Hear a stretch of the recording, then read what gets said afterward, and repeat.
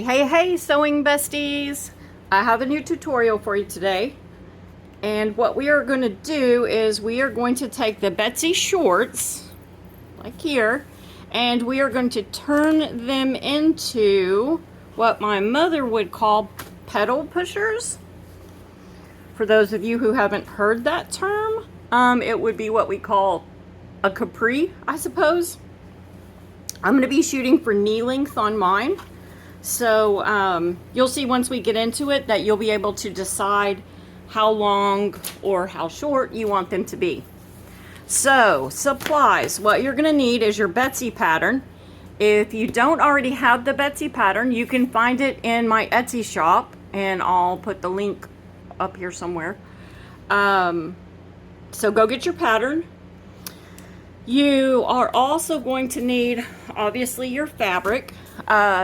I'm going to be sewing this pair. This is just a quilting cotton. For the Betsy pattern, you just don't want anything real heavy like denim. These are a pretty full pant. Today's going to be a pant, I guess, not a short. But anyway, they have a lot of fabric, so you don't want anything real heavy. You want a lighter weight fabric. Cotton, linen, whatever you choose, an old bed sheet, whatever you want to upcycle. Just as long as it's not a stiff, heavy fabric. Okay, so you need your fabric. You're going to need some, these are optional. I've pulled some trims. As you know, the Betsy has the ruffle at the bottom. And I thought about adding this lace to these. I'll decide that later, but you may want to pull you some trims. I've got this rickrack that I've over dyed that I think I'm going to use. You may want to use some applique, which I'm definitely going to do, because to me this pattern is all about the applique. I mean, I love the shape of the shorts and now our pedal pushers today, but the applique set them off. So these are some of the applique I'm going to be choosing from today. This one has all the flowers. This is a new one that's coming out in my Etsy shop. And this one as well with all the cats. I haven't quite decided what size I need these. As you can see, these applique are, you know, in comparison to my hand. I also have them in the huge panels, same prints, but just in the giant panels where you get the much bigger flowers. And I'm going to wait to see how wide the pants legs end up being before I decide how much room I have and which of these applique panels that I want to use, because you can see these are pretty big, but this may be what I need. But again, until I have it all cut out, I'll decide, you know, whether I want the big applique or the little bit smaller ones. For your applique, you can use fabrics that you already have on hand. I mean, really and truly, you can use anything you can find. If you are looking for some of the applique like I have here, they are also in my Etsy shop. The other things you're going to need are either some twill tape, and I've got some stitching on this one, just ignore that. And this is kind of a wide twill tape, but that's what I have right now. I think I ran out of my little bit thinner twill tape. But you're going to need some twill tape or silk ribbon or a shoestring or whatever you want to use for your drawstring. Okay? And the other things that I would recommend having, because we're going to alter this pattern, is some freezer paper. If you can get freezer paper. I know here in the United States it's like available everywhere, but I also know, especially like Australia, I know you guys can't get it. So if you can't get freezer paper, you can get some wrapping paper, old, you know, from leftover from Christmas or birthday, just any kind of big paper that you can draw on, basically. You are going to need some measuring utensils. I've got my yardstick. I also have this kind of beat up square. If you don't have a square, don't worry, we can figure it out. But a square is helpful just to make sure that you're keeping everything lined up. Scissors, obviously. You might need some tape, your sewing pins. Oh, I am going to use snaps on these. On the last Betsy's, reach over you again. I used buttons. which I like. But I think on these I'm going to try some sew-in snaps. So you'll either need buttons or snaps for your fly. And I think that's about all the materials you're going to need. So if you haven't seen the Betsy Shorts tutorial, it goes through in depth about the sizing and all of that. So we're not going to cover that here. If you need that information, I'll try to link the Betsy tutorial down below in the description of this video so you can find it easily. Because the Betsy tutorial is going to go through a lot of step-by-step details that we're going to kind of skim over here, because our main goal here is going to be learning how to alter this pattern to lengthen it. Okay, so let's jump right in. And as you know, or may not know, I always put my pieces on freezer paper. So I'm going to be using a size C. And so I've got all my pieces cut out for the shorts. And the things that are going to stay the same, your fly is going to be the same. We're not going to need to alter it. Your waistband is going to be the same. Your pocket pieces are both going to be the same. So we can set all of those aside. And the pieces we're going to be working with that we're going to need to... Oh, look, I got one hiding. Ah, I can't pick it up. Oh, actually, two pieces. The buttonhole reinforcement is obviously going to be the same. And then your center back panel, just the big rectangle back panel, it's going to stay the same. We don't need to alter any of those pieces. The only two pieces that we're going to be altering are the front and the side back. Okay? So, the first thing that you're going to want to do is measure from your hip, your natural waistline, like where you wear your breeches, measure from there down your leg, and be sure you're standing up straight when you do this, to the point where you want your pants to fall. Okay, whether it's above your knee, at the middle of your knee, below your knee, measure that distance. Okay, I went ahead and pulled my freezer paper out so I don't have to rustle you up. Anyway, get your measurement. Mine is 27, so I want my pants to be 27 inches total from waist to the bottom of the ruffle. Okay, now our waistband at the top of the pant is 1 inch. Okay, and then we have the body of our pant.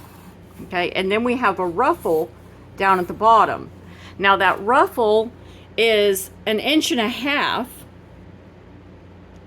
but by the time it's sewn on, it's only going to add about 1 inch to the bottom.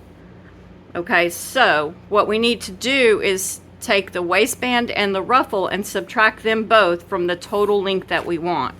So that's going to put me at 25. Okay, now your pattern pieces here measure 18.75 inches. Okay, that's the length of the pattern, but I want this to be 25. Okay, so 25 minus 18.75 is going to be 6.25. 6.25 inches. So 6.25 inches is what I'm going to need to add on to the lower sections of my pant. Okay, I hope I explained that clearly enough. So if you've measured and you're close to 27 and you want to just follow with me, this is what we're working with. Okay, anyway, so on your paper, let me move this back out of the way. We're going to start with the pants front. Okay, and I am going to just tape my little pattern right here on one side. Let me get my tape out. I'm just going to tape it on. Now, if you don't want to ruin your pattern, you could just draw that. This tape I use is not super sticky. Sometimes I use painter's tape, like the blue or green painter's tape, because you can peel it back off real easily. But I'm not really concerned about it right now. So, okay, so I have this line here. Of course, now I kind of covered it up. Let me redraw it so you can see it on the camera.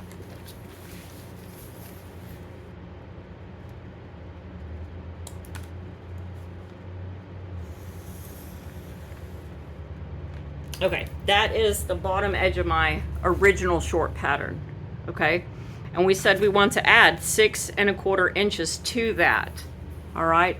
So, starting on this side, I'm gonna line it up, and I'm just gonna make me a mark at 6 1/4 inches. I'm gonna come over to this side, make me a mark at 6 1/4 inches, okay? I'm going to draw me a line straight across. And I know that's going to keep me perpendicular to this line, okay, because I measured at 2 spots. Now what I'm going to do on this outside edge, let me move up a bit in the camera frame. I'm simply going to line my ruler up. This is a straight edge. This is the outside edge where your pocket is. This is a straight edge, okay? It's a 90-degree angle to here. So I'm just going to follow that straight line down. So I've lined my ruler up with that edge, and I'm just going to continue that line down, okay? Like so. And then this is towards your crotch area here, your fly's up here. I'm going to do the same thing. I'm going to place my ruler right along that line.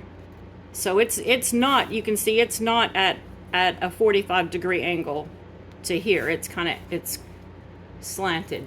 So I want to start up here and make sure that I'm following that same line all the way down. Okay, and I'm just gonna draw that down there. Okay. And then this is now my new pant pattern. So I'm going to cut this out real quick.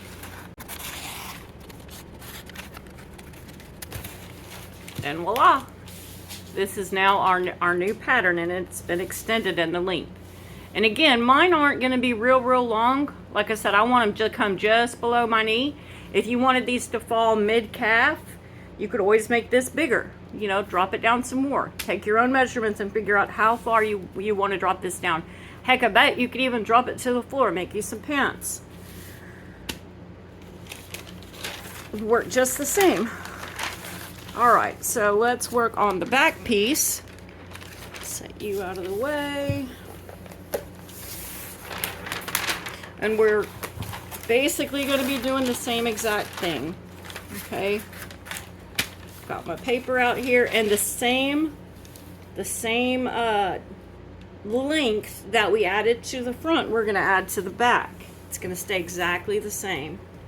So I'm going to tape my little pattern piece down.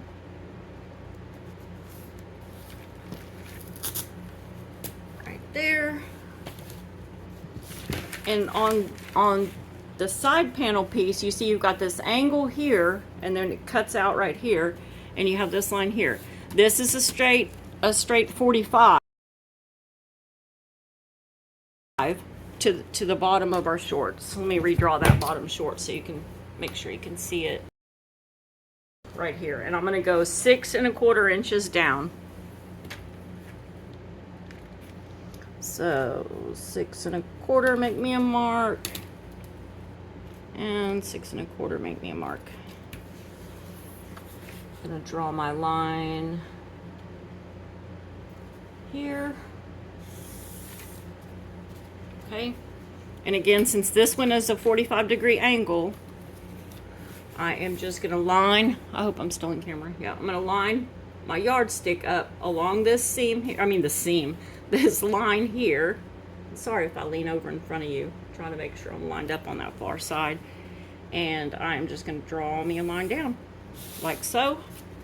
And now on this inner side here, we have the angle coming down, but then it turns itself into a 45-degree angle here, and there's just a little bit sticking up here. Okay, so you don't really have a lot to use as a guide.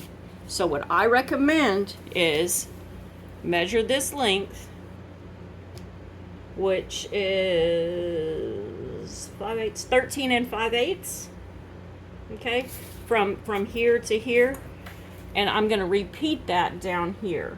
I'm going to go 13 and 5/8, and then I'm going to connect these two. And what that's going to do is just help me to keep this, make sure that I'm keeping this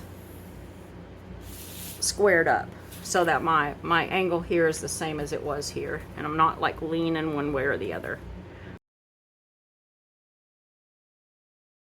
That is our two altered pieces. That's all you have to do. Simple as that. So now what we're going to do is we are going to sew through our Betsy pattern just as you would, just as everything instructs. When you get to the putting it all together, which is step number 6, that's where we're going to meet back here. Okay, because we're going to have, it's basically going to be the same, but it's going to look different because our pants are longer. Okay, so work through your Betsy all the way to, it's on page 5 of your instructions, all the way to instruction number 6 where it says putting it all together, and then come back and meet me here. Boop, boop, boop, boop, boop, boop, boop. We interrupt your regularly scheduled program to bring you tips and tricks. I wanted to take a moment to show you on your applique. A lot of people ask, like, how do you get them to look vintagey? How do you get them to look, you know, aged? This is one thing that I've recently just discovered. And as you can see, most of the images that I offer are already like a vintage image, or they're already got like an aged look to them. But sometimes they're not enough, or I want a little bit more because sometimes I'm extra, I guess. So this is what my cat looked like on the panel, and this is where I'm at now. And there's not a huge difference, and I don't know if you can see it from there. Let me zoom you in just a bit. So I think there you can probably see some of the differences. I'm kind of holding my camera. Let me move. I don't want to shake y'all too much. There we go. So you can see that I've added some top stitching, which when I wash this is going to add some texture. So I like that. I've also added some little hand embroidery stitches around her ribbon. But the main thing that I'm going to show you in this little section is how I got the aging. So I think you can see here under her bow it's really white, and here it's more aged and kind of blotchy, like if you had let me zoom in a bit more. If you had like a piece of fabric that's a vintage piece of fabric, it gets those spots and that aged look to it. Let me show you how to do this. Throw you out of the way. So when I stitch my applique down, I don't trim all the excess just yet. Now on that cat I've already trimmed it and all to show you kind of the finished product, but the only places I trim are where they overlap. So I don't know if you can see here, I've trimmed up to here, and then I've trimmed around here because this one overlaps that one, but I can still get under here to over dye or whatever I want to do. But I leave these edges on here because, as you can see here, I've already gone around this one a little bit with the brown, and I'm going to show you how to make that.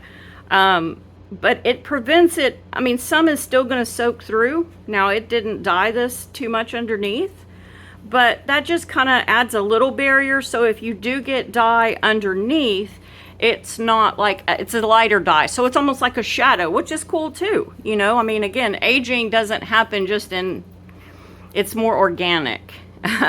So anyway, and you can see I've added some free motion quilting to this kitty too. What you are going to need, I think I just, no I didn't, is Rit dye in any colors you choose. My colors on this are more, I'm trying to match what I over dyed here in this marigold color for my rickrack. So I want it to all flow. So I'm color matching. So I'm going to use the Rit all-purpose dye in dark brown and the Rit all-purpose dye in marigold. I am not going to add water to these. Okay, I've got my little water bottle here, and I had just poured straight dye from the brown and from the yellow. Now, I can't tell you the exact amounts. This is kind of like your grandma's recipe where she says you just add a pinch of this and a pinch of that. Because again, I'm color matching. I want the tones in here to match the tones in my rickrack. So you just got to play with it a little bit to figure out what color you want. So again, this is just straight dye that I've mixed with my colors. The other thing you're going to need is a paintbrush and just some water. Now, I like to use distilled water because like my tap water has so many chemicals and gosh only knows what in it. So I like to use distilled water because if I use tap water, it changes my colors drastically. So again, I think it's just the chemical reaction. Anyway, so water, paintbrush, mix your dye, trash bag to put underneath so we don't leak all over everything. Excuse me, the dog's chewing up the grandchildren's toy. Hold please. All right, I'm back. So anyway, the first thing you're going to want to do is get the fabric damp wherever it is that you're gonna want to work. Let's work on. You can see I've already started this flower. Let's work on this one. I think you can see it pretty clearly, I hope. So what I'm going to do is I'm going to dip into my water, and I'm going to want it mostly around the edges. So I'm just going to, and I'm not like blotting my brush, and I'm not getting it sopping wet. I'm just taking a dip, kind of going around where I'm going to want that aging to be. Now on the flower over here, I don't know if you can see, I had some white sections in here that I was not going to cut out. In other words, it was where the, like you can see between these two leaves here, probably not going to cut that bit out, but I don't want that big white chunk showing on my thing. So I've dyed those white sections also, kind of like dyeing the background, I guess. And of course I haven't finished that. And the other thing I've done is I've brought some of that dye into the flower itself in these areas here. So in this one I'll probably do the same thing. And what that's going to do is you're not going to have just an outline color and then that color nowhere else in your applique. You just kind of blend it all in, put just little spots here and there, and that makes it look more uniform. Okay, back to our flower here. So again, I'm just dampening mostly around the edges, but then I'll go back and do any parts in between, like probably this darker section up here. I'm gonna go ahead and get it damp because I think I'm gonna add some there, and then probably down here where the flower meets the leaves, I'm just gonna add some water there, and that's pretty good for that. Let me try to zoom you back in. Okay, so what I'm gonna do is get my brush wet, dip into the dye. That's it. Just a I don't want to drip, but just a dip. Oh, there we are. Just a dip. Doesn't take a lot. I just kind of tap it off. The brush is really wet. And what this is like is it's going to be like watercolor. Okay, you see how when I touch it, it just kind of blends in.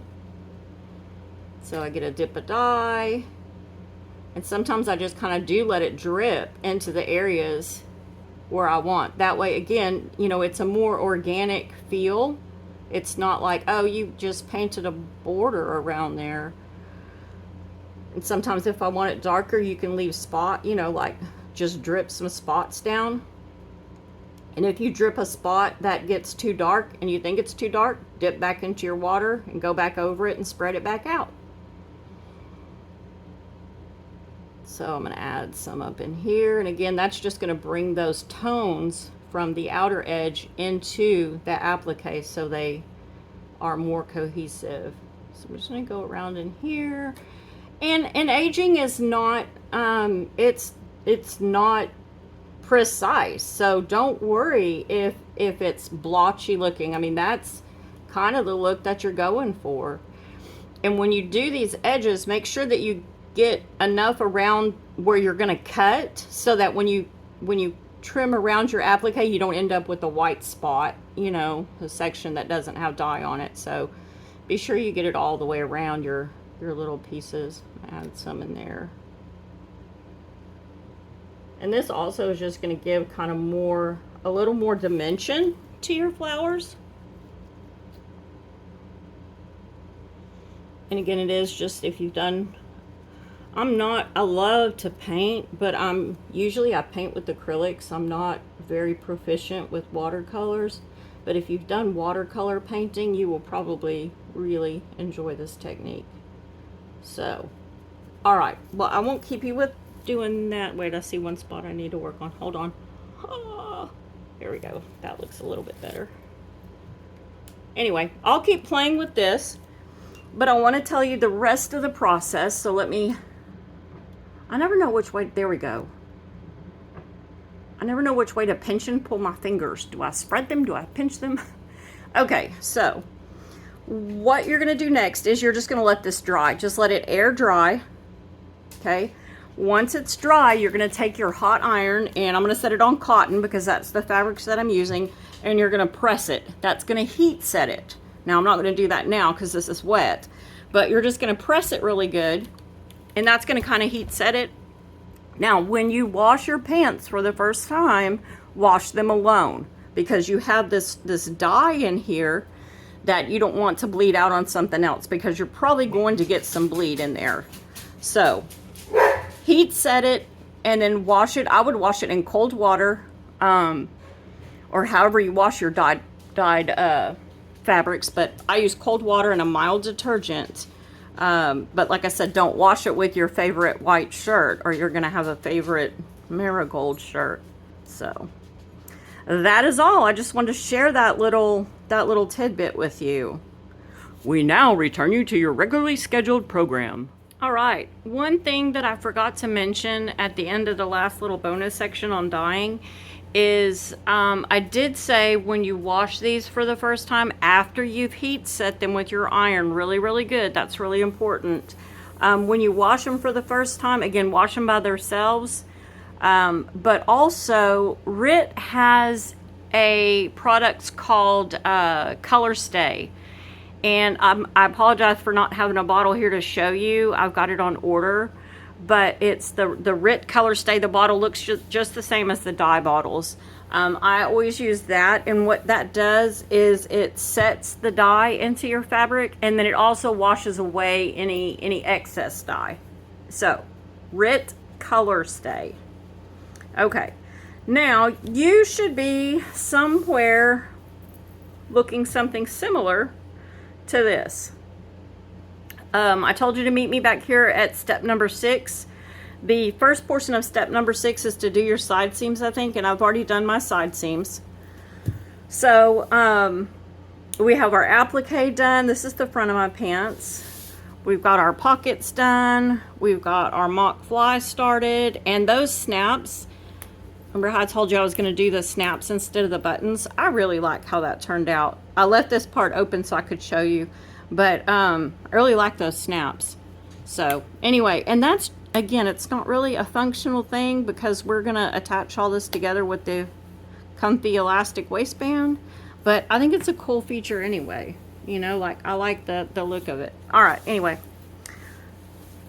On the back, of course, we've got our center panel here. I'll go ahead and show you my applique that we have back here. I've got some more flowers, another cat, more flowers. So our next step is going to be attaching the inseam and the crotch. So, and this is explained in a lot of detail in the Betsy short tutorial, so I'm not going to do a whole lot of explaining here. But the only thing that I want to show you, there go my papers. All right. The only difference is basically that you've got longer legs. That's it. Everything else is going to be the same.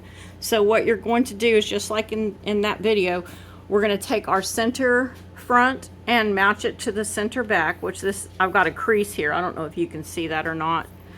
But in my center panel back here, that's the middle. Oh, that's the middle of it. Look at that little gnat. Get out of here, little gnat. All right, so we're going to match the center of our front with the center of our back. Pin that. We're going to match the ends, like the end of our legs, basically. Here and here. Let me move up some.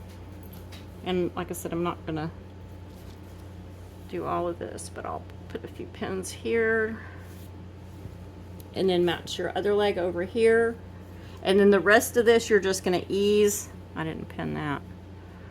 Pin it down. Anyway, the rest of that, you're just gonna ease into place. And again, that's gonna take a little bit of finagling because you've got the two different shapes. But it does work, trust me. So, anyway, that's basically the only difference here on the pants versus the shorts is this section here is longer. So get that sewn up, and from here on out, I think that's really all that we need to talk about in this tutorial, because everything else is exactly the same. I'll come back here in a bit and show you some more of the detailing that I'm going to do for the legs, and we'll have our pedal pushers.